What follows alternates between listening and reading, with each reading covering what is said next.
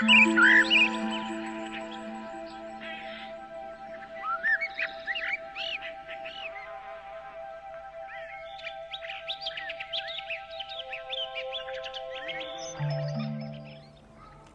नमस्कार।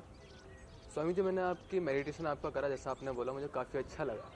तो सोचा मैं पापा मम्मी को बताता हूँ। तो मैंने पापा को बताया पापा मेडिटेशन करो, आपको अच्छा लगेगा, दिमाग शांत होगा, मन शांत होगा।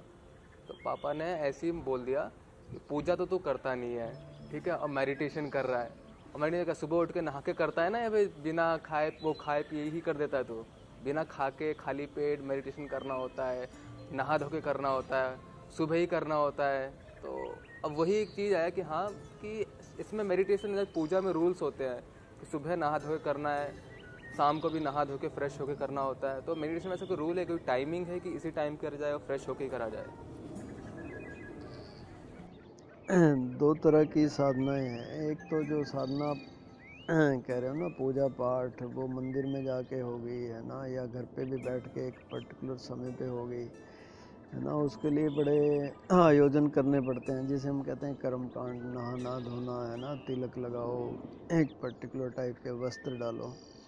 तो ये बाहरी सारा कर्म कांड जो है ना, वो एक बस कर्म कांड ही बन के रह जाता है। उसका कोई हमारे बहुत गहरे असर नहीं करता, वो बहुत ज़्यादा उसका ये नहीं होता।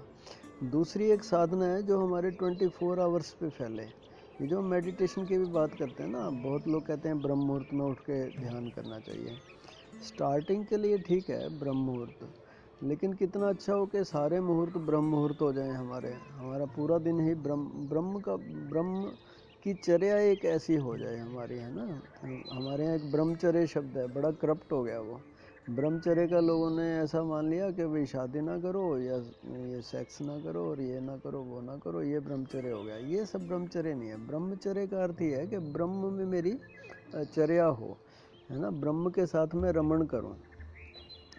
तो भगवान शंकराचार्य एक जगह कहते हैं योग रतो वा भोग रतो वा संग रतो वा संग विहीना ब्रह्मणि रमते चित्तम यस्य नंदति नंदति नंदति एव। कहते हैं कि तुम योग करो कि भोग करो, घर में रहो कि बाहर रहो, आनंद केवल एक ही जगह है कि आपकी चर्या जो है ना, वो ब्रह्म की चर्या हो जाए। ब्रह्मणि रमते चित्तम यस्य, हमारा चित्त जो है वो ब्रह्म में रमण करता रहे। तो उसका एक पर्टिकुलर टाइम नहीं है। स्टार्टिंग के लिए टाइम ठीक है, चलो ब्रह्म मुहूर्त में कर लो, या हमारे यहाँ संध्या कही के 2 टाइम कर लो, सुबह कर लो, शाम कर लो।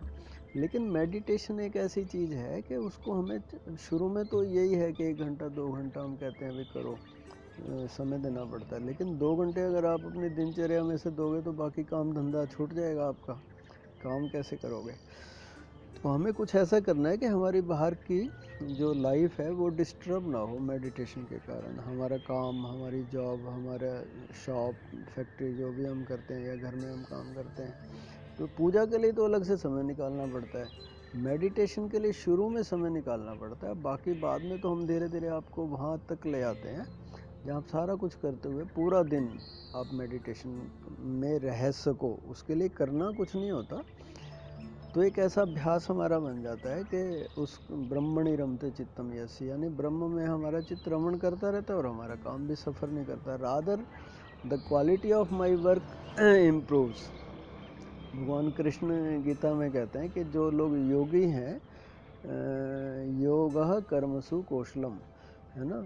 लोग इसका अर्थ ये निकालते हैं कि तुम अच्छे से काम करो कुशलतापूर्वक तो तुम योगी हो जाओगे। नहीं, ऐसा नहीं होता। बहुत लोग अच्छे से काम कर रहे हैं, बहुत अच्छे कुशल हैं, लेकिन वो योगी नहीं हो गए। बट एक बात पक्की है कि अगर आपका चित्त ब्रह्म में रमण कर रहा है, अगर आप योगी हो गए हो, अगर आप आत्मस्मरण में, सेल्फ रिमेम्बरेंस में जीते हो, and you know yourself that I am a spirit, है ना। आत्मा में स्थित होकर जब आप कोई कर्म करते हो, उसको हम साक्षी कहते हैं, है ना। तो फिर वो कर्म में कुशलता अपने आप से ही हो जाती है। आप जो भी करते हो बहुत अच्छा होता है।